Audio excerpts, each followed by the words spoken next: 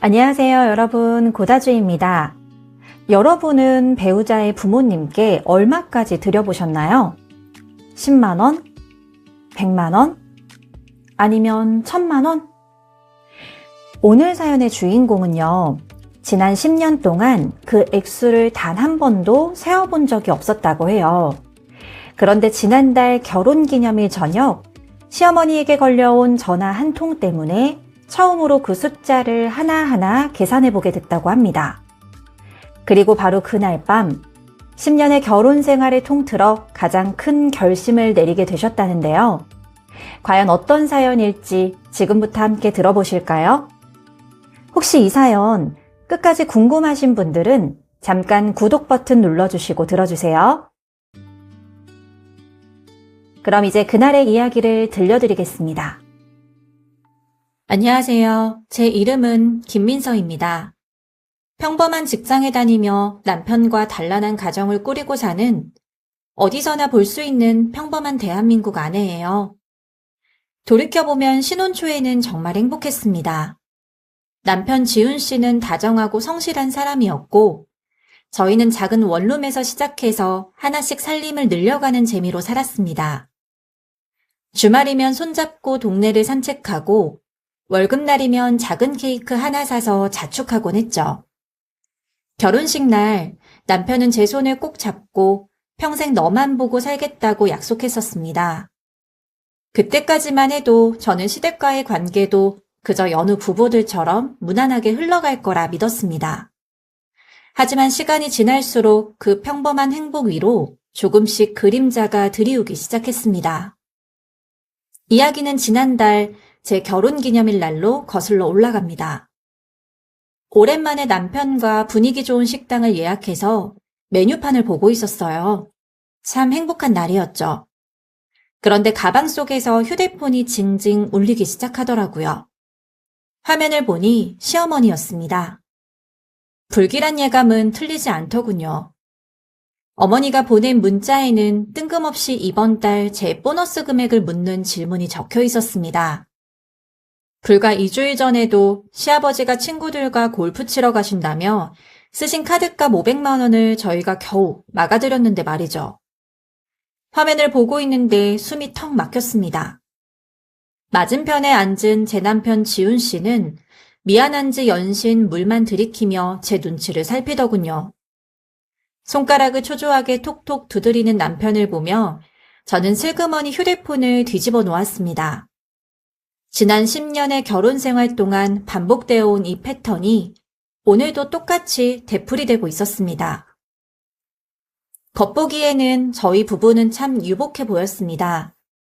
둘 다 남들이 부러워하는 직장에 다녔고 또래에 비해 수입도 꽤 넉넉한 편이었거든요. 주말이면 예쁜 카페에도 가고 가끔은 맛있는 것도 먹으러 다녔습니다. 하지만 그건 다 겉포장일 뿐이었어요. 그 속을 들여다보면 아무런 노후 준비도 없이 오직 장남인 제 남편의 월급만 바라보는 시부모님이 계셨습니다. 저희 부부의 미래의 자산은 마치 시댁의 비상금 통장 같았죠. 시아버지는 젊은 시절 작은 사업을 하시다 그만두신 뒤로 단 한 번도 노후를 위해 저축을 하거나 성실하게 미래를 준비하신 적이 없으셨어요. 연금도 없고 국민연금조차 최소 금액만 내오셨으면서 허영심과 체면은 어찌나 강하신지 모릅니다. 매달 부모님의 품위 유지비며 고가의 가전제품을 바꾸는 비용은 당연하다는 듯 저희 집으로 청구서가 날라왔습니다. 그런데 이상하게도 저희 친정부모님 생신이나 어버이날에는 시어머니가 사돈 때까지 우리가 신경 쓸 필요는 없지 않냐며 은근히 선을 그으셨습니다. 저희가 양가에 똑같이 하려 할 때마다 돌아오는 말은 늘 비슷했습니다. 친정에 쓸 돈 있으면 우리한테 더 써야지. 도리와 효도는 늘 한쪽 방향으로만 흘러야 한다는 그 이상한 셈법을 저는 오랫동안 이상하다고 느끼면서도 입 밖으로 꺼내지 못했습니다. 처음부터 이랬던 건 아니었어요. 시작은 아주 소소했습니다. 결혼 초에 시어머니가 그러시더군요. 매달 안부 용돈으로 30만 원씩만 다오. 자식 키워준 부모에 대한 최소한의 도리라고 하셨죠. 그때까지만 해도 저는 그게 부모 자식 간의 따뜻한 정인 줄만 알았어요. 그런데 기가 막히게도 그 30만 원이 이듬해엔 50만 원이 되고 3년 차에는 100만 원으로 불어났습니다. 돈이 필요한 이유도 갈수록 화려해졌어요. 아버님이 당뇨 약을 드시기 시작했다는 이유, 어머님이 동창회 회장을 맡아 체면을 세워야 한다는 이유, 심지어 시댁 보일러 최신형으로 바꿔야 한다는 이유까지 시댁의 모든 생활비가 저의 통장에 빨대를 꽂은 것처럼 연결되어 있었습니다. 남편은 그때마다 부모님이 고생하셨으니 우리가 여유 있을 때 해드리자며 저를 달랬고 저도 집안 시끄러운 게 싫어 조용히 돈을 보내주곤 했습니다. 명절이 다가올 때마다 요구사항은 더 늘어났습니다. 추석이나 설날이면 시어머니는 다른 며느리들은 몇백씩 해온다더라. 라며 은근히 비교하는 말을 흘리셨고 저희는 그 말이 듣기 싫어 매번 선물비 명목으로 적지 않은 돈을 따로 챙겨드리곤 했습니다. 명절 상차림 비용도 친척들에게 돌릴 선물도 심지어 시댁 마당에 심을 나뭇값까지 저희 통장에서 빠져나갔습니다. 남편은 그때마다 그냥 명절 한 번인데 뭐 어때 라며 대수롭지 않게 넘겼지만 그 한 번이 1년에 몇 번씩 반복되면서 우리 가계부는 늘 시댁 항목으로 얼룩져 있었습니다. 한 번은 시댁에 내려갔다가 시어머니가 동네 사람들 앞에서 저를 앉혀놓고 우리 며느리가 이번에 용돈을 이만큼이나 줬다니까 라며 봉투를 흔들어 보이신 적도 있었습니다. 저는 그 자리에서 웃어야 할지 화를 내야 할지 몰라 그냥 어색하게 미소만 짓고 있었습니다. 동네 어르신들이 부러운 눈으로 저를 쳐다보는데 정작 제 통장 잔고는 그날 이후로 몇 달 동안 텅 비어 있었다는 걸 아는 사람은 아무도 없었습니다. 집으로 돌아오는 차 안에서 남편에게 그날의 기분이 어땠는지 털어놓았지만 남편은 그저 원래 그런 세대잖아, 이해해드리자 는 말만 되풀이했습니다. 그 말이 반복될 때마다 저는 이 결혼 생활에서 제 감정은 늘 뒷전이라는 걸 조금씩 깨닫고 있었습니다. 하지만 밑 빠진 독에 물 붓기는 결국 저희 미래를 통째로 흔들기 시작했어요. 결혼 7년 차쯤이 되었을 때 저희 부부가 내 집 마련을 하려고 아파트 청약을 준비하던 때였습니다. 몇 년 동안 정말 먹을 거 안 먹고 입을 거 안 입으며 모은 적금이 만기됐다는 소식을 시어머니는 귀신같이 알아차리셨더군요. 어느 날 밤 저희를 시댁으로 부르더니 아버님이 친구 권유로 지방에 상가부지를 사려고 하는데 돈이 좀 부족하다고 하셨습니다. 저희 적금 중에서 5천만 원만 먼저 보내달라고 하시더군요. 부탁이 아니었습니다. 이미 계약을 저질러 놓으셨고 중도금을 안 내면 계약금이 다 날아가서 집안이 망한다는 식의 가스라이팅이었죠. 저는 그 자리에서 남편의 허벅지를 꽉 꼬집었습니다. 그 돈은 저희가 다음 달에 넣을 청약 중도금의 마지노선이었거든요. 남편이 조심스럽게 우리도 지금 형편이 빠듯하다고 말하자 시어머니의 얼굴이 마녀처럼 차갑게 굳었습니다. 자식을 대기업 보내고 장가 보냈더니 이제는 늙은 부모를 모른 척한다며 돈밖에 모르는 매정한 자식을 키웠다고 통곡을 하셨죠. 옆에 있던 시아버지는 남자가 대범하지 못하게 매번 마누라 눈치나 본다며 혀를 차셨고요. 결국 그날 밤 착해 빠진 제 남편은 고개를 숙였고 며칠 뒤 제 동의도 없이 그 아까운 5천만 원이 아버님 통장으로 들어갔습니다. 저희 가정이 무너지기 시작한 첫 번째 균열이었습니다. 예상하셨겠지만 그 지방 상가 부지는 사기 분양이었고 저희 돈은 한 푼도 건지지 못한 채 공중으로 날아갔습니다. 그런데도 시부모님은 단 한마디의 사과나 반성도 없으셨어요. 오히려 돈을 날려 마음이 상한 아버님 길을 살려드려야 한다며 다가오는 칠순잔치를 서울의 최고급 호텔 연회장에서 크게 열어야겠다고 통보해 오셨습니다.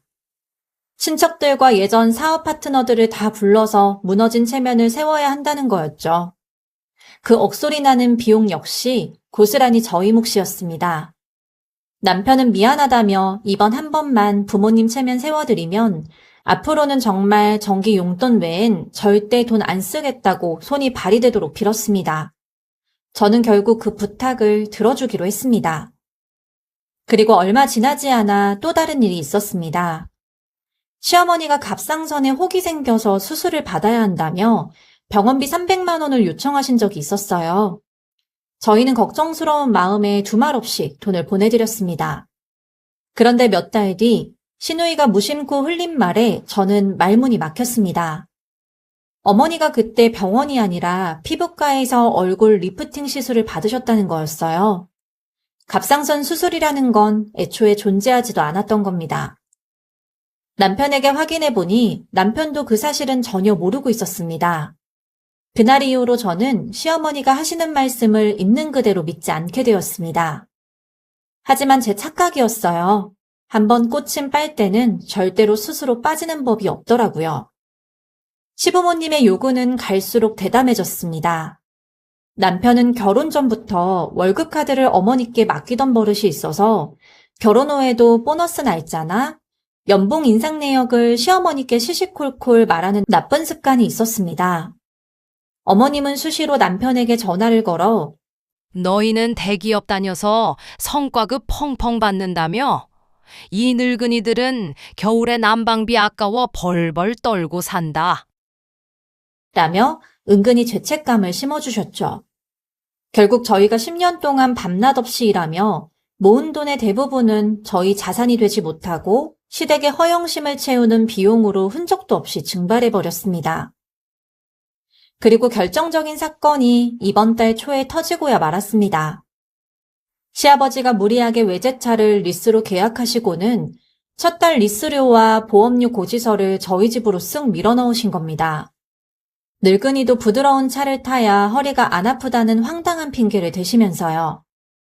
게다가 시어머니는 한술 더 떠서 남편 명의로 신용대출을 더 받아서 시누이 가방 가게 개업 자금까지 대주라고 명령하셨습니다. 장남의 신용은 집안 전체의 재산이라는 해괴한 논리였죠. 저는 그 말을 듣고 확신했습니다. 이 사람들과는 더 이상 대화로 풀 수 있는 문제가 아니라는 것을요. 이대로 가다간 우리는 평생 시댁의 생활비를 대주다가 정작 우리 노후에는 아무것도 남지 않을 게 뻔했습니다. 결혼기념일 식당 테이블 위에 올려둔 휴대폰이 다시 한번 요란하게 울려댔습니다. 화면에는 어김없이 시어머니 이름이 떠 있었죠. 남편은 미안함과 죄책감에 고개도 돌지 못하고 어깨를 잔뜩 웅크린 채 먼 곳만 바라보고 있었습니다. 저는 조용히 손을 뻗어 휴대폰을 집어들었습니다. 이제는 도망치지도 피하지도 않을 생각입니다. 지난 10년간 저의 삶을 갉아먹어온 이 기형적인 빨대를 제 손으로 끊어내야만 비로소 저희 부부의 진짜 인생이 시작될 테니까요. 결혼기념일 저녁을 어떻게 보냈는지 지금도 기억이 잘 나지 않습니다. 비싼 돈을 주고 예약했던 근사한 레스토랑의 음식들은 거의 다 남긴 채 우리는 도망치듯 자리를 정리하고 나왔습니다. 집으로 돌아오는 차 안에서 남편과 저는 단 한마디도 나누지 않았어요. 집에 도착하자마자 저는 거실 테이블에 가방을 툭 내려놓고 신발도 대충 벗어던진 채 남편을 똑바로 바라봤습니다. 저는 남편에게 아주 차분하고 낮은 목소리로 선언했습니다.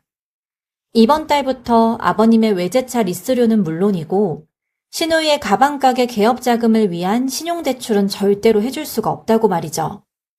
만약 이번에도 가족이라는 핑계로 제 몰래 서류에 서명하거나 단돈 10원이라도 시댁에 보낸다면 그 즉시 짐을 싸서 나가겠다는 말도 덧붙였습니다. 홧김에 던진 협박이 아니었습니다. 제 남은 인생과 영혼을 지키기 위한 제 삶의 마지막 마지노선이었습니다. 남편은 제 단호한 태도에 큰 충격을 받은 듯 보였습니다. 민서야, 그래도 부모님인데 갑자기 이렇게 끊으면 너무하지 않을까? 남편이 조심스럽게 물었습니다. 저는 남편의 눈을 똑바로 보며 대답했습니다. 갑자기가 아니야, 10년이었어. 나는 이제 우리 가정을 먼저 생각할 거야. 남편은 한동안 말이 없었습니다.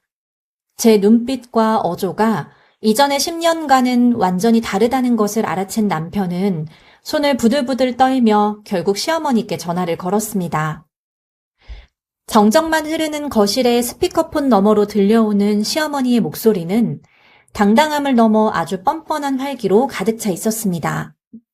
지은 씨가 숨을 크게 몰아쉬며 엄마, 이번에는 정말 돈을 마련하기 어려울 것 같아요.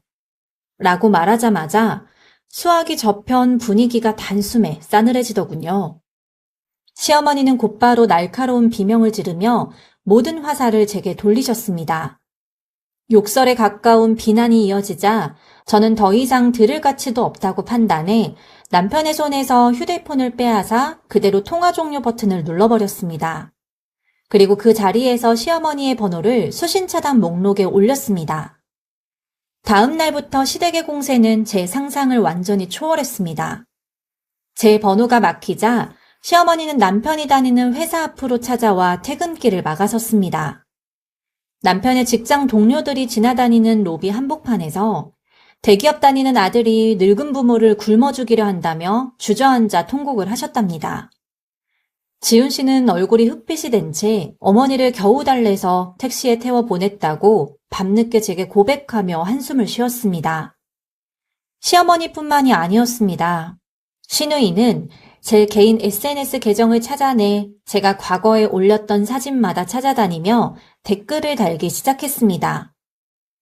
겉으로는 착한 척하면서 시부모 등골 빼먹는 며느리, 남편 앞길 막는 여자.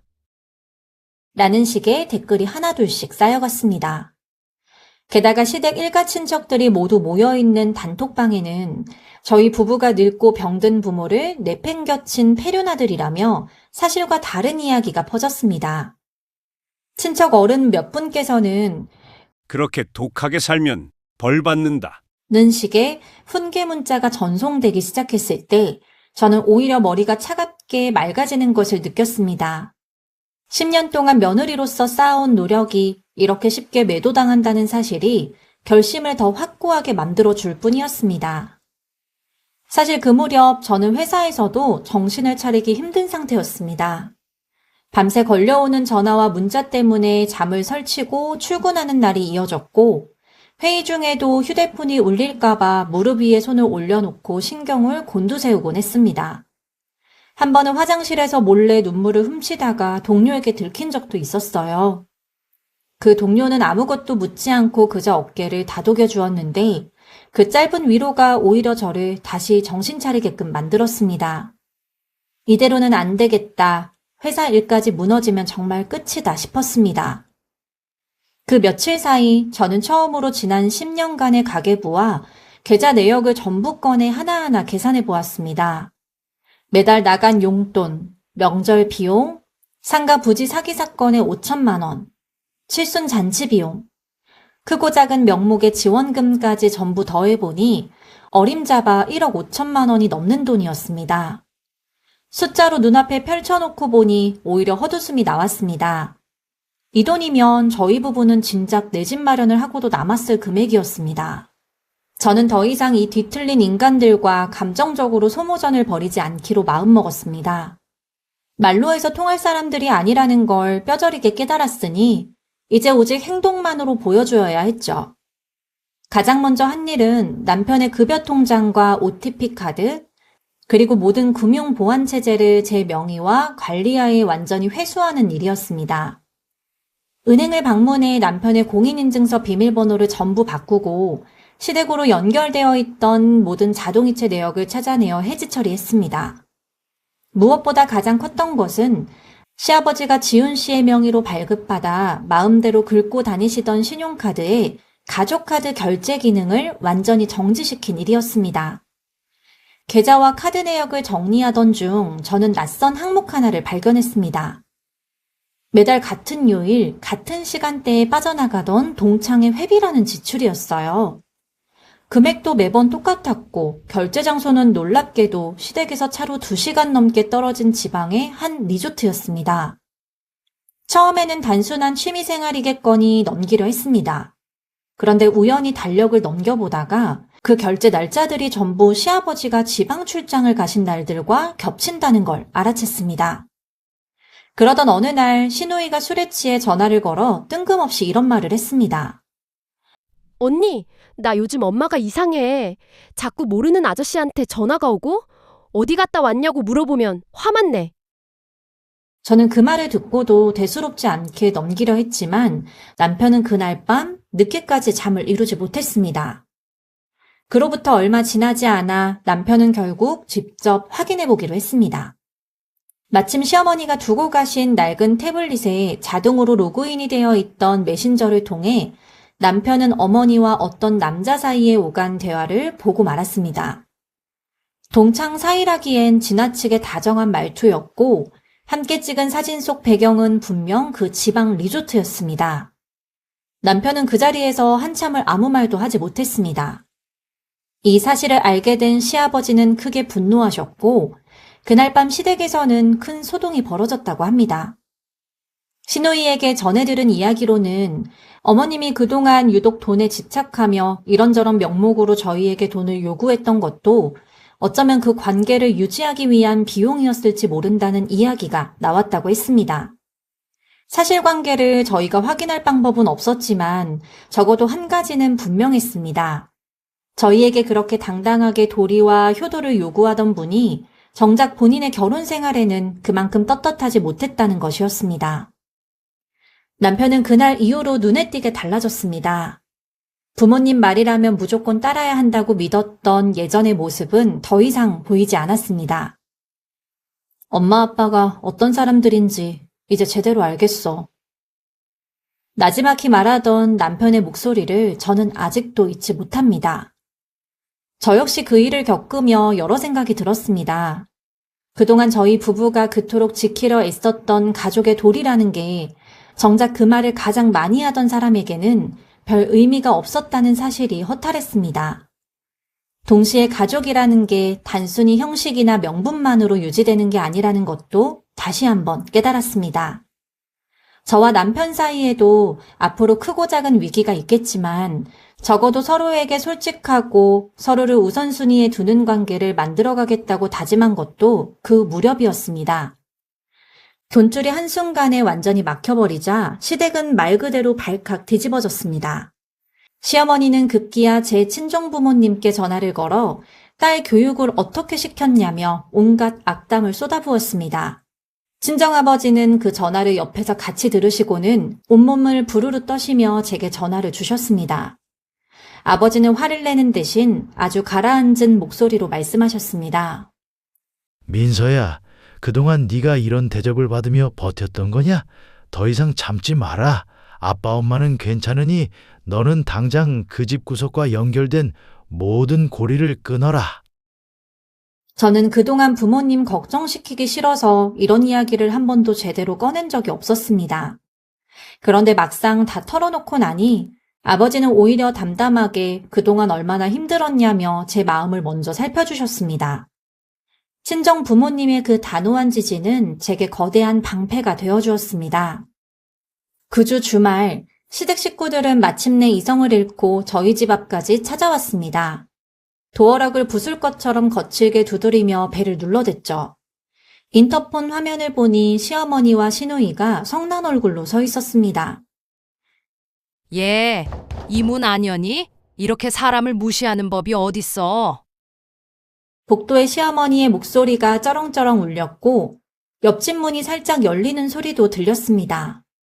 예전 같았으면 이웃집 보기 부끄러워 문을 열어주었을지도 모릅니다. 하지만 저는 이제 다른 사람이 되었습니다. 문을 열어주는 대신 아주 침착하게 112에 신고를 했습니다. 잠시 후 경찰관들이 올라왔고 시어머니와 시누이는 씩씩거리며 결국 복도에서 발길을 돌렸습니다. 경찰관 한 분이 조심스럽게 이런 일이 반복되면 접근금지 신청도 가능하다고 알려주셨고 저는 그 말을 마음속에 잘 새겨두었습니다. 하지만 가장 큰 위기는 예상치 못한 곳에서 찾아왔습니다. 바로 제 옆에 있는 남편 지훈 씨의 흔들리는 마음이었습니다.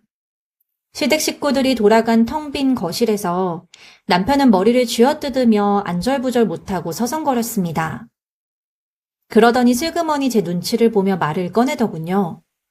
민서야, 아버님이 타시는 외제차 리스루 정도는 연체되면 신용에 문제 생기니까 이번 한 번만 우리가 마지막으로 더 막아주면 안 될까? 그 말을 듣는 순간 저는 잠시 아무 대답도 하지 않았습니다. 그리고 더 이상 말싸움으로 감정을 낭비하지 않기로 했습니다. 안방 서랍장 깊은 곳에서 며칠 전 미리 준비해 두었던 서류 한 장을 꺼내와 식탁 위에 툭 내려놓았습니다. 지훈 씨, 평생 시댁의 피를 빨아먹히는 효도 자판기로 살다가 길바닥에서 늙어 죽을지 아니면 내 남편으로 온전하게 독립해서 살지 지금 이 자리에서 결정해. 나는 더 이상 매번 이런 순간마다 마음 졸이면서 살고 싶지 않아. 이번엔 정말 마지막이야. 선택해. 남편은 서류에 적힌 단어들을 멍하니 바라보며 한참 동안 움직이질 못했습니다. 저는 그날 밤 베란다로 나가 오래전부터 제 사정을 알고 있던 친구에게 전화를 걸었습니다. 잘한 거야. 너는 10년 동안 할 만큼 했어. 친구의 그 한마디가 흔들리던 제 마음을 다시 붙잡아 주었습니다. 긴 밤이 지나고 아침 해가 떠오를 무렵 남편은 붉게 충혈된 눈으로 제 손을 붙잡았습니다. 민서야, 내가 잘못했어. 한 번만. 정말 한 번만 나를 믿고 기회를 줘. 내가 다 정리할게. 10년 만에 처음으로 남편이 부모가 아닌 저를 선택한 순간이었습니다. 하지만 남편이 마음을 굳혔다고 해서 시댁의 습관이 하루아침에 사라지는 건 아니었습니다. 시어머니는 저희가 전화를 받지 않자 매일 아침 저녁으로 수십 통의 장문 메시지를 남편에게 퍼부었습니다. 아버님이 리스료 연체로 신용불량자가 되기 직전이라는 이야기부터 시누이가 사채업자에게 시달리고 있다는 이야기까지 온갖 비극적인 사연을 만들어내며 남편의 죄책감을 자극했습니다. 심지어 시어머니는 어느 날 밤 남편의 휴대폰으로 짧은 동영상 하나를 보내왔습니다. 어두운 방 안에서 아버님이 약봉지를 잔뜩 늘어놓고 한숨을 쉬시는 모습과 함께 지훈아, 네가 우리를 버렸으니 우리는 이제 이 집에서 같이 죽을 날만 기다린다. 라는 시어머니의 음성이 담겨져 있었죠. 그 영상을 본 남편은 온몸을 부르르 떨며 다시 옛날의 공포 속으로 빨려 들어가는 듯 했습니다. 저러다 진짜 무슨 일 나면 어떡해. 남편이 신발을 신으며 현관으로 향하려 하자 저는 그 팔을 강하게 붙잡았습니다. 지훈 씨, 잘 생각해봐. 이 영상 하필 우리가 카드 정지시킨 다음 날에 왔어. 우연일까? 남편은 그 말이 잠시 멈칫했습니다. 저는 이것은 부모가 자식에게 보내는 사랑의 메시지가 아니라 죄책감을 이용한 협박일 뿐이라고 차갑게 말했습니다. 정말로 부모님이 위험해 보이신다면 우리가 달려갈 게 아니라 지금 당장 119에 신고해서 정식으로 확인을 받자고 제안했습니다. 남편은 제 단호함에 결국 고개를 저으며 전화기를 내려놓았습니다. 얼마 후 아버님이 저희 몰래 남편 이름으로 새 카드를 만들려다 은행에서 거절당했다는 연락이 왔습니다. 제가 진작 남편의 공인인증서와 계좌 정보를 정리해둔 덕분에 더 이상 시댁이 남편 이름을 마음대로 쓸 방법이 없어진 것입니다. 예전에 만들어졌던 가족카드 결제분에 대해서도 저희는 카드사 고객센터에 사실관계를 알리고 정식으로 이의 신청을 했습니다. 담당자는 몇 가지 서류를 요구했고 저희는 남편이 그 발급 사실 자체를 몰랐다는 진술서와 통화 녹음 파일을 함께 제출했습니다. 몇 주간의 확인 절차를 거친 뒤 남편의 동의 없이 발급되고 사용된 내역이라는 게 확인되면서 다행히 그 부분에 대한 책임은 저희가 지지 않아도 된다는 답변을 받을 수 있었습니다. 소송까지 가지 않고도 사실을 있는 그대로 밝히는 것만으로 충분했습니다. 시아버지는 그 사실을 알고 전화를 걸어와 온갖 서운함을 쏟아내셨지만 남편은 이번만큼은 흔들리지 않았습니다. 아버지, 저는 더 이상 돈으로 효도하지 않을 겁니다. 대신 명절에 인사드리고 건강 챙겨드리는 걸로 대신할게요. 죄송하지만 이게 제 마지막 대답입니다. 전화기 너머로 시아버지의 거친 숨소리와 욕설이 이어졌지만 남편은 끝까지 목소리를 높이지 않고 전화를 끊었습니다. 그날 이후 시부모님은 한동안 하루가 멀다 하고 전화와 문자를 보내오셨습니다. 답이 없자 연락은 점점 뜸해졌고 어느 순간부터는 완전히 잠잠해졌습니다. 그 침묵이 오히려 낯설게 느껴질 정도였습니다. 그 시기에 저는 밤마다 잠들지 못하고 비슷한 고민을 가진 사람들의 이야기를 찾아 인터넷을 뒤졌습니다. 저 말고도 이렇게 사는 사람이 있을까 싶었는데 의외로 비슷한 사연들이 정말 많더군요. 누군가는 이미 관계를 정리하고 훨씬 편안해졌다고 했고 누군가는 여전히 갈등하며 지낸다고 했습니다. 적어도 제가 유별나거나 잘못된 게 아니라는 확신을 얻을 수 있었습니다. 그 무렵 저희는 처음으로 부부 상담을 받아보기로 했습니다. 그동안 시댁 문제로 부딪힐 때마다 감정만 앞세워 싸웠지 서로가 진짜 원하는 게 뭔지 차분히 이야기해 본 적이 없다는 걸 깨달았기 때문입니다. 상담 선생님은 남편에게 부모님을 실망시키는 것에 대한 두려움과 아내를 잃는 것에 대한 두려움 중 어느 쪽이 더 크신가요? 라고 물었습니다. 남편은 한참을 고민하다가 처음으로 아내를 잃는 게 더 두렵습니다. 라고 대답했습니다. 그 한마디를 듣는데 그동안 쌓였던 응어리가 조금은 풀어지는 기분이었습니다. 그 일이 있고 나서 저희 부부는 아주 중요한 결정을 내렸습니다.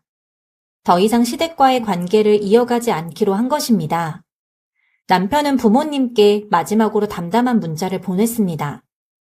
원망도 협박도 아닌 이제 저희 부부의 삶을 지키기 위해 당분간은 연락드리지 않겠습니다. 건강하세요.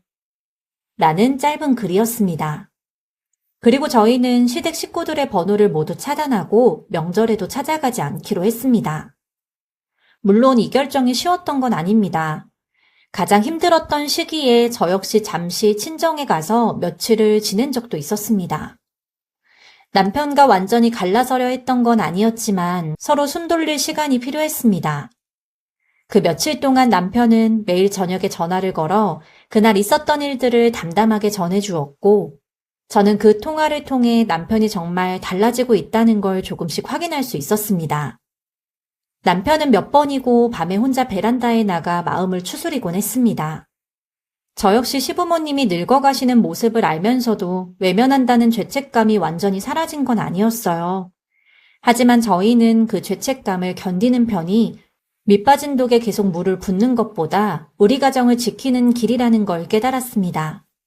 친척들을 통해 간간히 들려오는 소식으로는 시아버지의 외제차는 결국 리스료를 감당하지 못해 반납되었고 시누이의 가방 가게도 얼마 못 가 문을 닫았다고 합니다.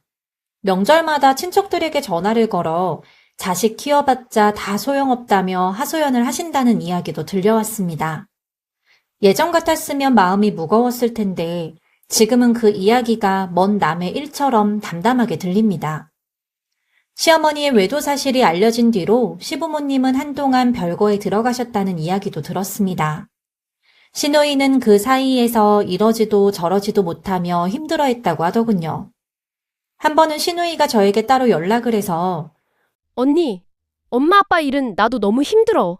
우리 이제라도 다시 잘 지내면 안 될까?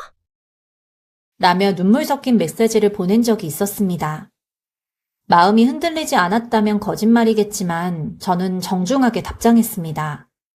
네 마음은 충분히 이해하지만 우리 부부는 지금 우리 가정을 지키는 게 우선이야. 미안해. 시누이도 더 이상 강요하지 않았습니다. 그 후로 시누이는 가끔 안부 문자 정도만 보내옵니다. 예전처럼 돈 이야기를 꺼내는 일은 없어졌고 저 역시 부담 없이 짧게 대답하는 정도로 최소한의 거리를 유지하고 있습니다. 완전한 절연은 아니지만 그렇다고 예전 같은 관계도 아닌 저희 나름의 적당한 균형점을 찾아가는 중입니다. 가끔은 친정어머니를 통해 시어머니가 한 번만 만나자고 하시더라 라는 이야기가 전해질 때도 있습니다. 저희는 아직 마음의 준비가 되지 않았다는 말로 정중히 거절하고 있습니다. 언젠가 시간이 더 흐르면 아주 가끔 명절 안부 인사 정도는 나눌 수 있는 날이 올지도 모르겠습니다. 하지만 예전처럼 돈으로 이어진 관계로는 절대로 돌아가지 않을 것이라는 것만은 확실합니다.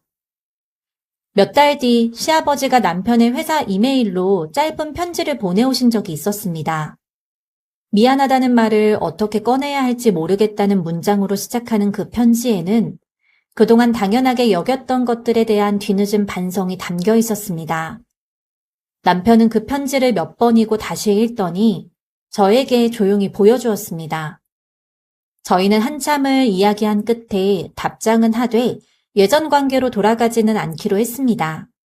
남편은 지금은 이 정도 거리가 맞는 것 같아요. 시간이 필요합니다.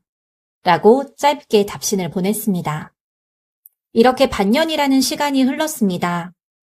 저희가 가장 먼저 한 일은 지난 10년 동안 시댁의 흔적들이 고스란히 묻어있던 정든 집을 미련 없이 처분하는 일이었습니다. 시어머니가 거실 한복판에 걸어두었던 낡은 액자며 아버님이 사오라고 성화를 부려 들여놓았던 고가의 안마의자까지 옛 흔적이 남은 물건들은 하나도 남기지 않고 정리했습니다. 주말마다 남편과 함께 부동산을 돌아다니며 집을 알아봤습니다. 시댁 식구들이 절대 알 수 없는 동네.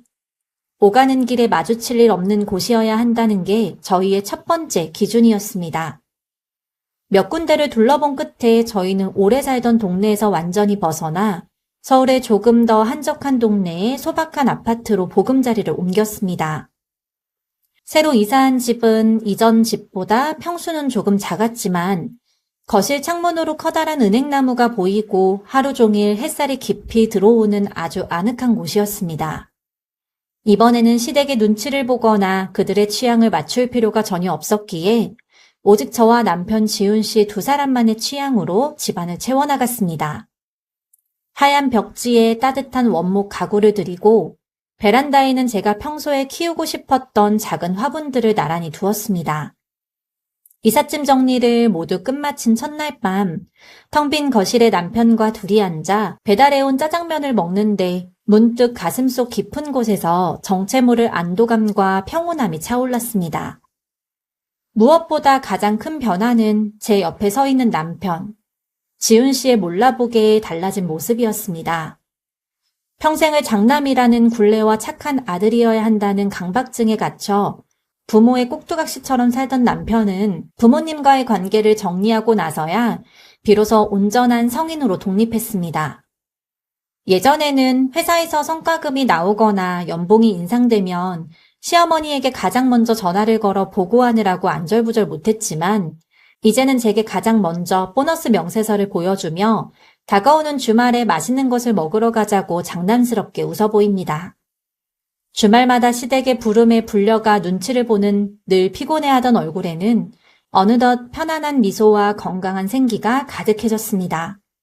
직장에서도 마음의 안정을 찾았는지 얼마 전에는 좋은 평가를 받아 승진 대상자 명단에 올랐다는 기분 좋은 소식도 전해주었습니다. 저희 부부는 매달 들어오는 수입과 지출을 함께 투명하게 계획하며 공동 생활비 통장을 만들었습니다. 매달 시댁으로 기계처럼 빠져나가던 수백만 원의 용돈과 외제차 리스료가 사라지자 통장의 잔고는 저희가 상상했던 것보다 훨씬 빠르고 안정적으로 늘어나기 시작했습니다. 얼마 전에는 처음으로 저희 부부 명의의 청약통장에 제대로 된 목돈을 넣을 수 있었고 내년쯤엔 작은 내 집 마련도 현실적으로 그려볼 수 있게 됐습니다. 그 돈은 이제 우리 두 사람의 미래와 다가올 아이의 양육, 그리고 소박한 노후를 위한 든든한 주춧돌이 되어 차곡차곡 쌓이고 있습니다. 지난 주말에는 남편과 함께 시골 친정집을 찾았습니다.